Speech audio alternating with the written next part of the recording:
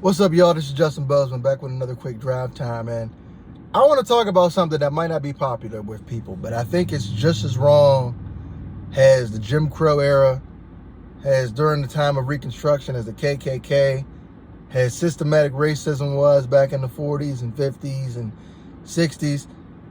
And I want to talk about how now it seems like the race card is being used to get retribution at white people, to get them out of a position of power or somewhere where they might have worked up to, or to shame them so that they're publicly humiliated and they go away. I think this is a dangerous thing because I'm probably the only person who's going to talk about this, but I think now what people have tried to attempt to do is they're trying to make up for the past mistakes that happened during the Reconstruction era, during Jim Crow, during the times when there were injustices. But I think what's happened is people have now gone too far, where now anything that any white person says that's deemed as negative toward a different race, if they're not white, can be looked upon as racist if it's negative. If a white person says that a black person isn't doing their job, or they're doing this wrong, or they're doing that, or they have just, they don't have a high opinion of this person, they're automatically labeled as a racist. And to me, that's kind of a strange problem, because I don't think that we want to get to a place where we're judging people based on their opinion of people only when the other person isn't their same race. So for instance, a black person can go and talk about and insult another black person if they don't like this person's character, or they don't like their personality, or they just don't like the person. They can go and they can talk, we can rip, we can do all these different things. We can have roast sessions, all that. Nobody cares, right? But if a white person does the same thing, why is it that automatically the first conclusion that people want to jump to all the time is that this person is labeled, this person is a racist? Meanwhile, one thing that I think that's very interesting when it comes to people like Jon Gruden, is that it's not as if Jon Gruden, since he's now labeled a racist for people, it's not like Jon Gruden didn't hire black assistant coaches. It's not like he purposely made it so that black players on his team couldn't succeed in order to get their contracts or whatnot. It's not as if he has this thing where he specifically held down black people to prop himself up. We don't see that in evidence. One example of this is Mike Tomlin. Mike Tomlin is a former Jon Gruden assistant. What a racist does is a real racist goes out of his way to make sure that he oppresses people of other races. We don't see that with Jon Gruden in his history. But because he insults somebody who's black and because he's white, the media has the right and the authority all of a sudden to label him and to put a stamp on his character as a racist. And what makes it so troubling to me, and y'all are going to get mad, I can't believe that more white men and more white people don't stand up to this nonsense and fight back, because nobody should be allowed to just label you something just because of their quote unquote opinion. There should be a factual investigation, a factual listing of things that lead the way, that show evidence that you are an actual racist before you're branded as one publicly and shamed.